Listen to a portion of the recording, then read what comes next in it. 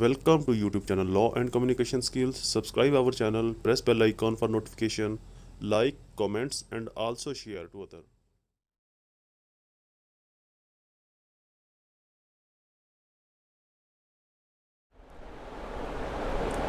Bismillahirrahmanirrahim. Alhamdulillahi Rabbil Alameen. Assalamu alaikum friend and viewers. I hope all are fine. This is Mubashir Iqbal Chauhan, Advocate High Court and Legal Lecturer. Series of legal lectures के अंदर हमारा आज का subject English jurisprudence, हमारा topic या question legal right. ऐसे कौन कौन से राइट हैं जो लीगली अथॉराइज्ड हैं, जो लीगली रिकॉग्नाइज्ड बाय लॉ हैं, जो लीगली रिकॉग्नाइज हैं, जो आपकी अथॉरिटी, आपकी मलकियत, आपकी लिबर्टी, आपकी लाइफ, आपकी रेपुटेशन को रिप्रेजेंट करते हैं और जिनकी लॉ परमिशन देता है कि उन राइट्स का होना बहुत ज़रूरी है। दरअसल ये जो राइट्स हैं ये हमें कॉन्स्टिट्यूशन ऑफ पाकिस्तान प्रोवाइड करता है 1973। कॉन्स्टिट्यूशन ऑफ पाकिस्तान ये एक एसेंशियली और फंडामेंटल राइट्स भी हैं, ये लीगल रिकॉग्नाइज बाय लॉ भी हैं। कैसे रिकॉग्नाइज होंगे, किस तरह से रिकॉग्नाइज होते हैं, कौन कौन से राइट्स हैं जिनको लॉ डिटरमाइन करता है, लॉ मानता है, और कौन कौन से राइट हैं जिनको लॉ नहीं मानता, लॉ उनको कंसीडर नहीं करता, लॉ कहता है कि नहीं ये रिकॉग्नाइज नहीं हो सकते, और जो रिकॉग्नाइज होंगे वो कैसे होते हैं, इसी के ऊपर हमारा टॉपिक बेस करेगा। दरअसल फंडामेंटल जो राइट्स होते हैं, जो आपको आपकी रेप्यूट, लाइफ, लिबर्टी या और जिस तरह के भी आपके प्रॉपर्टीज़ के लेन देन के राइट्स हैं, अगर आइन सस्पेंड हो भी जाए, अगर आइन खत्म हो भी जाए तो आपके ये फंडामेंटल राइट खत्म नहीं हो सकते। ये डिवेल्प होते हैं एक ज्यूरी के थ्रू, एक ज्यूरिस्प्रूडेंस के थ्रू। इनका जो हमें नॉलेज मिलता है वो इंग्लिश ज्यूरिस्प्रूडेंस से मिलता है। तो अपने राइट्स को समझना, अपने राइट्स की अवेयरनेस का होना, ना सिर्फ एक वकील के पास बल्कि जनरल पब्लिक के पास भी, ना सिर्फ एक स्टूडेंट ऑफ लॉ के पास बल्कि जनरल पब्लिक के पास भी इस चीज़ का होना, इसकी अवेयरनेस का, इसके नॉलेज का होना बहुत ज़रूरी है। यही आपको रिप्रेजेंट करवाते हैं, यही आपको आपके राइट की अवेयरनेस दिलवाते हैं, यही राइट्स आपको सोसाइटी के अंदर एक अच्छा और एक रीजनेबल मुकाम दिलाते हैं। मोस्ट ऑफ द टाइम ऐसा होता है कि ये नाके लगे होते हैं, पुलिस वाले रोक लेते हैं बहुत से लोगों को, जनरली वुकला को भी। मैं अक्सर ये डिस्कशन करता हूं कि आपको सुपीरियर, जितने भी मेरे वुकला दोस्त देख रहे हैं मेरे इस लेक्चर को, तो वो याद रखें आपको सुपीरियर आपकी डिग्निटी, आपका लाइसेंस, आपकी यूनिफॉर्म नहीं बनाती, आपको सुपीरियर आपकी नॉलेज ऑफ लॉ बनाता है। अभी कल हम बैठे, मेरे कुछ दोस्त आए हुए थे मेरे पास, तो हम यही डिस्कस कर रहे थे। तो मैंने कहा कि अगर आप नाके के ऊपर जाते हो, यूनिफॉर्म आपकी नहीं पहनी हुई, आप पुलिस वालों से लड़ते हो, झगड़ते हो, तो डेट मीन आप भी एक कॉमन पर्सन हो, जैसे एक कॉमन पर्सन करता है। अगर आप टू द पॉइंट उनसे बात करते हो, अगर आप रेलिवेंट ऑफ लॉ उनसे बात करते हो, उनसे आप मांगते हो नोटिस, उनसे आप पूछते हो कि नाका लगाने की परमिशन आपको किसने दी, आपके पास मजिस्ट्रेट का नोटिफिकेशन है आपके, या जो नाके के ऊपर खड़ा है वहां पर क्या सब इंस्पेक्टर मौजूद है, क्योंकि नाके के ऊपर सब इंस्पेक्टर रैंक के ऑफिसर का मौजूद होना जरूरी है। जो गाड़ी की तलाशी लेगा उसका एक अथोराइज ऑफिसर होना जरूरी है, ऐसी कोई जो सिपाही या ये जो रजाकार तलाशी नहीं ले सकते। तो ये आपकी अवेयरनेस है जो आपको लॉ प्रोवाइड करता है, तो आपके पास अपनी लॉ की अवेयरनेस का होना बहुत जरूरी है। लेक्चर स्टार्ट करने से पहले एज यूजुअल मैं आपको बताता चलूं, अगर आप मेरे चैनल के ऊपर नए हैं तो रेड बटन को क्लिक करके मेरे चैनल को सब्सक्राइब करना और साथ में बेल आइकन को प्रेस करके ऑल नोटिफिकेशन करना ना भूलें, ताकि मेरे फर्दर तमाम इंफॉर्मेटिव लेक्चर्स आपकी एसेस में रहे और उनके नोटिफिकेशन आपको बर वक्त मिलते रहे। सेकेंडली, मेरे लेक्चर्स की फीस पे करना बिल्कुल भी ना भूला करें। मेरे लेक्चर्स की फीस कुछ यूं है कि फर्स्ट स्टेप कम से कम 10 रुपये डोनेट करने आपने, किसी को भी, चाहे को मांग रहा है या नहीं मांग रहा है। सेकंड स्टेप कम से कम 2 लोगों की आपने हेल्प करनी है। हेल्प आप मुस्कुरा कर मिल लें, किसी को सलाम कर लें, मुसाफा कर लें, किसी के साथ कुछ टाइम स्पेंड कर ले, उसके दुखों को, उसकी तकलीफ को, उसकी मुश्किलात को सुन ले, उसके दिल का बोझ हल्का हो जाए, तो डेट इज इनफ। और थर्ड, मेरे पेरेंट्स के लिए दुआ, अल्लाह ताला उनको सेहत तंदुरुस्ती दे। फीस के अंदर मैं अब अपनी नरमी और भी कर दूं, क्योंकि मुझे एक मेरे चैनल से ही एक मुफ्ती साहब ने मुझे फ़ोन किया, उन्होंने इस बारे में मुझे बताया, गाइड किया। तो मेरी फीस इसेंशली नहीं है, अगर आप इसको फुलफिल करेंगे तो बहुत बेहतर है, बहुत आपकी नवाजिश होगी, एहसान होगा मेरे ऊपर, इनफैक्ट मेरे ऊपर ही एहसान होगा ये। अगर आप इसको पे नहीं करते तो आप एग्जेम्प्ट हैं, आपके ऊपर कोई बोझ जोर जबरदस्ती नहीं है। अगर आप शौक से करें, अगर आपको मेरे लेक्चर से 50% भी फायदा हुआ है, 100 में से 100 में से 50% भी आपको फायदा हुआ, तो आप मेरी फीस को जरूर पे करें। अगर 50% से कम फायदा हुआ है तो आपके ऊपर कोई जोर जबरदस्ती नहीं है, आप चाहे तो मेरी फीस को पे ना करें। थर्डली, जो मेरे नोट्स हैं मैं उनका लिंक नीचे डिस्क्रिप्शन के अंदर दे दूंगा, वहां पर जाकर आप उनको डाउनलोड कर सकते हैं, फ्री ऑफ कॉस्ट है, उनकी कोई पेमेंट, कोई खर्चा ना, कोई मुआवजा नहीं है। और वहीं पर मैं अपने कॉमन व्हाट्सएप ग्रुप का लिंक भी दे दूंगा, आप उसको भी ज्वाइन कर सकते हैं, जहां पर मैं सैटरडे और संडे को 2-3 घंटों के लिए जरूर आता हूं। शुरू करते हैं हमारा lecture, legal rights and its kind. कौन कौन से legal rights recognised by law, legal rights recognised by law नहीं। जैसे कि मैंने आपको बताया कि जो लीगल राइट्स हैं ये वो राइट्स हैं जिनको लॉ तस्लीम करता है। हर सोसाइटी के लीगल राइट्स डिफरेंट हो सकते हैं, कुछ जनरल राइट्स होते हैं और कुछ स्पेशल राइट्स होते हैं। जनरल राइट्स के अंदर कौन कौन से आते हैं मैं वो भी बताऊंगा, स्पेशल राइट्स के अंदर कौन कौन से आते हैं वो भी बताऊंगा। डिफरेंट कैसे होते हैं लॉज, डिफरेंट कैसे होते हैं राइट्स, डिफरेंट कैसे होती हैं आपकी liabilities, duties. For example, Pakistan एक इस्लामिक स्टेट है, अब हमारा ये राइट है कि हमारी ये ड्यूटी है कि हम शराब ना पिएं क्योंकि ये इलीगल है। राइट हमारा क्या है, जैसे कि हम गाय का गोश्त खाते हैं, ये हमारा राइट है, हमारा हक है। सेम ऐसे ही हमारी जो पड़ोस के अंदर मुल्क है, हमारा साथ जो मुल्क है इंडिया, वो गाय के, उसको मैं ऐसे ही वर्ड यूज नहीं करता, उसको अपनी माता समझते हैं, उसको बहुत रिस्पेक्ट देते हैं, उसको बहुत डिग्निटी देते हैं, बहुत इज्जत देते हैं। तो उनका ये राइट है, वो उनके ऊपर इन्फोर्स होता है। तो राइट सोसाइटी के हिसाब से डेवलप होते हैं। हर सोसाइटीज के, डिफरेंट सोसाइटीज के जो राइट है वो डिफरेंट होते हैं। तो ये जरूरी नहीं है कि जो राइट एक सोसाइटी में हो दूसरी सोसाइटी में भी एग्जिस्ट करे। सेम इसी तरह से हमारे यहाँ पर विदाउट मैरिज इंटरकोर्स करना जायज नहीं है, ये हमारे ऊपर बैन है, हमारे ऊपर पाबंदी है। एज इट इज अगर हम यूरोपियन कंट्रीज में जाएं तो वहां पर इसकी कोई ममानत नहीं है। तो हर सोसाइटी के जो राइट्स हैं, उनकी जो लाइबिलिटीज हैं, ड्यूटीज हैं, वो डिफरेंट होती हैं, वो वेरी करती है सोसाइटी के हिसाब से, उनकी अपनी थॉट्स के हिसाब से, उनके अपने कल्चर के हिसाब से। तो definition of legal rights are those right which are in common interest of people of civilised society which are recognised by enforceable of law. जो कानून से रिकॉग्नाइज्ड हो और कॉमन हो, तमाम लोगों के लिए वो मुश्तरका हो, वो लीगल राइट्स कहलाते हैं। जो किसी एक का जो राइट होगा वो लीगल राइट नहीं होगा, वो स्पेसिफाइज होगा, वो स्पेशल राइट होगा या कुछ भी और होगा, उसको हम आगे जाके डिस्कस करेंगे। लीगल राइट के लिए जरूरी है कि वो कॉमन हो सोसाइटी में, सेकेंडली रिकॉग्नाइज्ड बाय लॉ हो, और देन वो इन्फोर्सेबल बाय लॉ बनेंगे। Kinds of legal right. सबसे पहला राइट है perfect right. Perfect right are those right legally recognised right which are enforceable by law. ऐसा राइट जो लॉ से रिकॉग्नाइज हो, जिसको लॉ ने आइडेंटिफाई किया हो, माना हो, तस्लीम किया हो, और लॉ उसको इन्फोर्स भी करवाए। एग्जाम्पल, अ वैलिड कॉन्ट्रैक्ट, दो पार्टीज अगर आपस में कॉन्ट्रैक्ट करती हैं तो इसको लॉ इन्फोर्स करवाएगा अगर वो लीगली रिकॉग्नाइज है। अगर उन्होंने कॉन्ट्रैक्ट जो है वो लीगली किया है तो लॉ उसको इन्फोर्स करवाएगा। Second, imperfect right. Imperfect right are recognised by law but are not enforceable by law due to some restriction. Recognise तो बाय लॉ होगा इम्परफेक्ट, लेकिन वो इन्फोर्सेबल बाय लॉ नहीं होगा किसी रिस्ट्रिक्शन, पाबंदी की वजह से। Imperfect right are creditor lease debtor of डेप्ट एदर कंप्लीटली और पार्टली। अगर एक कर्जा देने वाला को कर्जा इशू करता है, वो उसको कंप्लीट इशू करे या उसके पार्शली इशू कर दे, कुछ पार्ट्स अगर कर दे, तो उसके ऊपर पाबंदी नहीं होगी कि वो बाकी भी दे। हो सकता है उसके पास बाकी पैसे ना हो, वो देना नहीं चाहता, वो किसी और वजह, मजबूरी, रीजन की वजह से वो दे नहीं पाता। तो ये इम्परफेक्ट राइट है कि परफेक्ट तो है कि अगर आप फुलफिल उसको पे करें, इम्परफेक्ट अगर आप उसको पे नहीं करते तो आपके ऊपर इन्फोर्सिबिलिटी नहीं होगी कि आपने दे, अगर आपने कर्जे का बोला आप दे, वो उसके पास पैसे है ही नहीं है। ए बी को कर्जा देता है, 10 लाख का वादा करता है, 5 दे देता है, 5 वो नहीं देता। बी उसके ऊपर ये सूट नहीं कर सकता कि जी वादा इसने 10 का दिया था कर्जा देने का, क्योंकि कर्जे की जो राइट पोजेशन, जो प्रॉपर्टी है, जो कर्जे की जो रकम है, उसका असल मालिक ए है। तो जो हत्तुल अमकान इख्तियार है वो ए के पास है, उससे वो पैसे छीने नहीं जा सकते। जितने उसने दे दिए ठीक, अगर उसने नहीं दिए तो उसके ऊपर कोई जोर जबरदस्ती नहीं होगी कि नहीं जी आपको देना ही है। Positive right are such right which are relate to the positive duty of person bound to do positive action.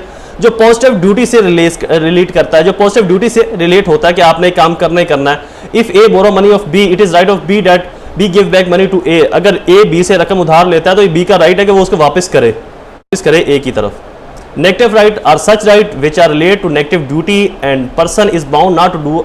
जो नेगेटिव राइट है ये नेगेटिव ड्यूटी से डील करते हैं और पर्सन बाउंड है कि वो इनको ना करे, वो इनको फुलफिल ना करे। Prime example of negative right is fight against government on scissor of property without due process of law. Government के खिलाफ झगड़ना, लड़ना, लड़ाई झगड़ा करना, अगर गवर्नमेंट ने आपकी प्रॉपर्टी को सीजर किया हुआ है without due process of law, कानून के दायरा कार से बाहर जाकर कानूनी पेचीदगियों के ऊपर अमल ना करना, कानून की सपोर्ट ना लेना और गवर्नमेंट के खिलाफ लड़ना झगड़ना शुरू कर देना। Real right are those right which are relate to thing other than a person such as ownership of property, right of use property। Real right, अगर आपकी कोई प्रॉपर्टी है, आपने वो परचेज किया, तो ये आपका रियल राइट है कि आप उसको यूज कर सकते हो, एंजॉय कर सकते हो, आप उससे बेनिफिट्स ले सकते हो। Personal right are those right which are related to person right such as his right of life, right of personal liberty, right of religious. आपकी मजहब की आज़ादी, आपकी घूमने फिरने की आज़ादी, आपकी लाइफ की आज़ादी, ये आपके पर्सनल राइट्स होंगे। Right in rem derived from Roman term एशियो इन रैम। असल में अब मैं यहां पर आपको बताऊं कि राइट इन रैम और पर्सोनम में फर्क है कि राइट इन रैम जो आपका दुनिया के ऊपर हक है कि आपको तंग ना किया जाए, आपको डिस्टर्ब ना किया जाए आपको, और राइट इन पर्सोनम जो दुनिया का आपके ऊपर हक है कि आप लोगों को तंग ना करे, आप लोगों को डिस्टर्ब ना करे। Right in rem is such right where an owner of property has right to his property without any hesitation use to his property. अगर आपकी कोई प्रॉपर्टी है तो आप उसको विदाउट हेजिटेशन यूज कर सकते हो, अपनी बाइक, कार, घर, दुकान, ऑफिस, कुछ भी आपकी शॉप है तो आपको बगैर किसी हेजिटेशन के, बगैर किसी से परमिशन लिए आप उसको यूज कर सकते हो। और लोगों की ये ड्यूटी है कि वो उसके अंदर आपको डिस्टर्ब ना करे, उसके अंदर आपके लिए प्रॉब्लम्स क्रिएट ना करे। राइट इन पर्सोनम, ये भी रोमन टर्म से जनरेट हुआ, डिराइव्ड हुआ, actio in personam, right in personam is such right where specific person is in title with some right such as action judgment, जो किसी specified person के लिए हो। यानी कि मैंने आपको बताया कि राइट इन रैम के अंदर दुनिया का आपके ऊपर, लोगों की आपकी ड्यूटी और आपका हक लोगों के ऊपर है, और राइट इन पर्सोनम के अंदर आपका हक है कि आप किसी चीज को, अगर कोई लॉ है, कोई जजमेंट है, कोई साइटेशन, तो आप उसको फुलफिल करो, उसको ओबे करोगे, उसके अकॉर्डिंगली चलोगे, आप किसी को डिस्टर्ब नहीं करोगे, आप डिसओबीडेंसी नहीं करोगे, आप कानून के मुताबिक चलोगे। तो ये आपने जो फुलफिल करनी है, ये जो आपकी ड्यूटीज है। Proprietary right are those right which is relate to person right upon touchable things such as right upon house, his right upon money और other physical thing, जो physical thing money या house के अंदर आपकी properties के related आपकी proprietary को जाहिर करते हैं, आपकी मलकियत को जाहिर करते हैं। Inheritable right are those right which can be transferred to heirs such as transfer of property, transfer of debt after the death of person। Inherit right जो आपके वरासती हकूक होंगे, जिसके अंदर आप स्पेशली उसके अंदर एक्सेप्टेबल होंगे, वो आपके ऊपर इन्फोर्सेबल होंगे, आपके अलावा कहीं और वो इन्फोर्स नहीं होंगे। लाइक एक बाप की जो जायदाद है उसके बेटों में या उसकी औलाद में, उसकी बेटियों में तकसीम होगी, उसके अलावा इनहेरिट राइट का दावा कोई और नहीं कर सकता, कोई और इनहेरिट राइट के अंदर नहीं आ सकता। सिर्फ विरासती लोग, बाप के जो बेटे हैं, उसकी जो बेटी हैं, माँ के जो बेटे बेटी हैं, वही, यानी कि जो विरासत के जरिए आपके अंदर ट्रांसफर होंगे। ये राइट तो होंगे लेकिन सभी के लिए नहीं होंगे, सिर्फ उन लोगों के लिए जो उस विरासत के हकदार हैं या उस बाप की औलाद में से हैं। नॉन हेरिटेबल राइट सेम उसके बिल्कुल अपोजिट है कि जो उस राइट्स के हकदार नहीं है वो इसके अंदर इन्वॉल्व नहीं हो सकते, जिनके अंदर प्रॉपर्टी को ट्रांसफर नहीं किया जा सकता। Right in re propria is such right where a person has right to full ownership upon a property and his term show that owner has complete right upon property, जो कंप्लीट प्रॉपर्टी का owner हो, उसका right रखता हो, उस अपनी मर्जी से उस प्रॉपर्टी को एंजॉय कर सकता है, उसको सेल आउट कर सकता है, रेंट आउट कर सकता है। Right in re aliena such right where a person has a right of use property of other person, जहां पर एक शख्स दूसरे शख्स की प्रॉपर्टी को यूज कर सकता है। फॉर एग्जांपल एक शख्स की जमीन है एक जगह के ऊपर, अब उससे आगे दूसरे शख्स की जमीन है, तो जो दूसरा शख्स है वो पहले शख्स की जमीन में से गुजर कर जा सकता है। तो ये ईजमेंट के अंदर और लॉ ऑफ टॉर्ट्स के अंदर मैं इसके डिटेल कंप्रीहेंसिव लेक्चर्स अपलोड कर चुका हूं। तो मतलब कि वो प्रॉपर्टी आपकी तो नहीं है, लेकिन लॉ आपको वो राइट देता है अपनी प्रॉपर्टी को एंजॉय करने के लिए। आप उस प्रॉपर्टी को क्रॉस कर सकते हो, आप उसको यूज कर सकते हो, उसको अपने इस्तेमाल में ला सकते हो। Principal and accessory right, principal right are such right which is not subordinate, जो प्रिंसिपल राइट है वो सबॉर्डिनेट राइट नहीं होंगे, वो एक अथॉरिटेटिव राइट होंगे, वो प्रियर राइट होंगे, और जो एसेसरी राइट्स है ये सबॉर्डिनेट राइट होंगे, मतलब प्रिंसिपल राइट से नीचे होंगे। फॉर एग्जांपल ए ने एक रकम उधार दी है बी को, और उसके बस बी ने ए को अपनी को प्रॉपर्टी वो गिरवी रखवा दी, मॉर्गेज कर दी। तो अब जो ए का राइट है ये प्रिंसिपल है, बी का जो राइट है ये एसेसरी राइट्स है, यानी कि अगर बी रकम वापस नहीं करेगा ए को तो ए बी के उस घर को नहीं छोड़ेगा। तो ये प्रिंसिपल राइट ए का हुआ, और जो एसेसरी राइट्स है सबॉर्डिनेट राइट है वो बी का। लीगल राइट्स सेम वही जो लॉ से या कोर्ट ऑफ लॉ से रिकॉग्नाइज हो और वो इन्फोर्सेबल बाय लॉ हो। इक्विटेबल राइट्स जो इक्विटी से, लॉ ऑफ इक्विटी के अगर आप मेरे लेक्चर सुनते हैं देखते हैं तो आपको पता होगा कि what is equity, where equity is admissible and where is not. तो जो राइट इक्विटी से डेवलप होते हैं, जो राइट इक्विटी से जनरेट होते हैं, वो इक्विटेबल राइट्स कहलाएंगे। Primary rights are those rights which has been recognized by Supreme Court that all rights which are vested in people are legal and fair। हर वो कानून जो सुप्रीम कोर्ट की तरफ से आपके ऊपर राइट्स आए, आपके लिए राइट्स डेवलप हों, जो बाकी किसी राइट्स को वेस्ट कर दें, खत्म कर दें, स्पॉइल कर दें, डिसमिस कर दें, जिसको सुप्रीम कोर्ट नए सिरे से असर नो, आपके लीगल राइट्स हो गए, टाइम लिमिटेशंस हो गई, आपके सूट, दावाजात, मुकदमाजात, केसेस, तो जिनको सुप्रीम कोर्ट जब इन्फोर्स करवाते हैं तो उससे पहले अगर सेम पैरेलल या उससे मिलता जुलता सिमिलर राइट्स जो खत्म हो जाते हैं, जो सस्पेंड हो जाते हैं, तो वो प्राइमरी राइट्स बन जाएंगे जो सुप्रीम कोर्ट की तरफ से इन्फोर्स करवाए जाते हैं।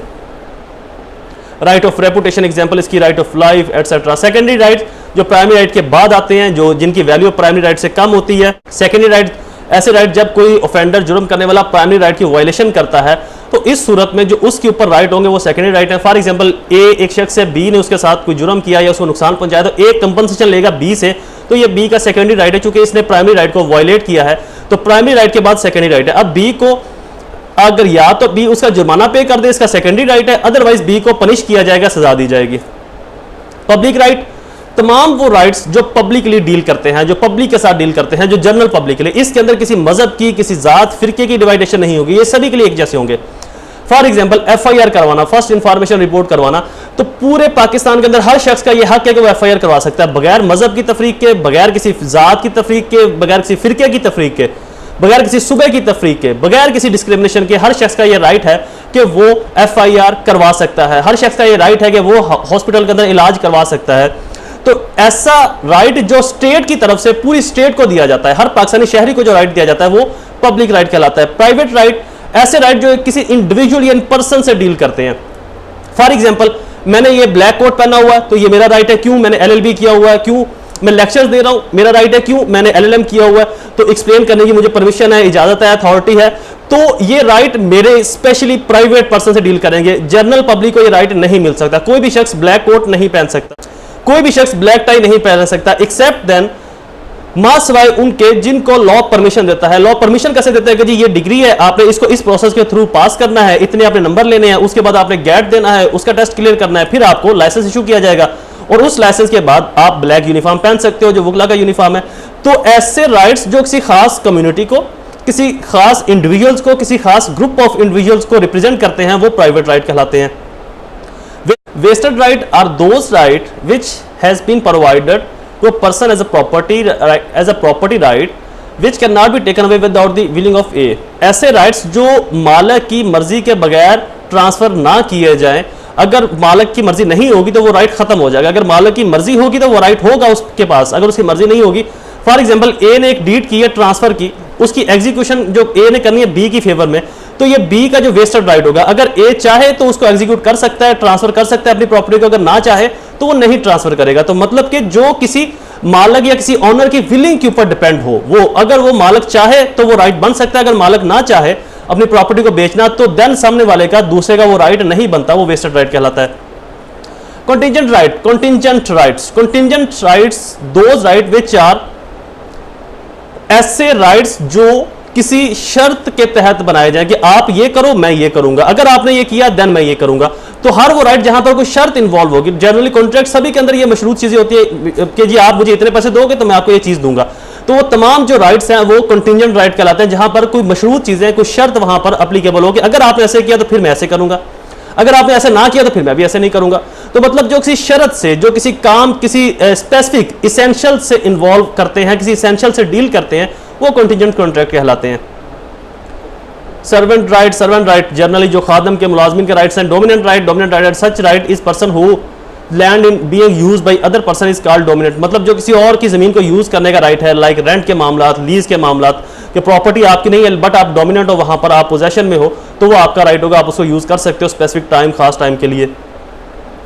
Municipal right are those right which has been provided by law of country and individual enjoy the rights living in country. जो स्टेट अपने राइट्स देती है शहरियों को और जो शहरी उसको एंजॉय करते हैं उस मुल्क में रहते हुए, उस शहर, उस स्टेट में रहते हुए, that is called municipal right. International right जो इंटरनेशनल तरीके से रिकॉग्नाइज है, आपका एक मुल्क से दूसरे मुल्क में जाना, किसी मुल्क के अंदर स्टे करना, रुकना, वहां पर आपको फंडामेंटल राइट्स का मिलना, ये आपको इंटरनेशनल जो राइट्स हैं ये आपको दिए जाते हैं।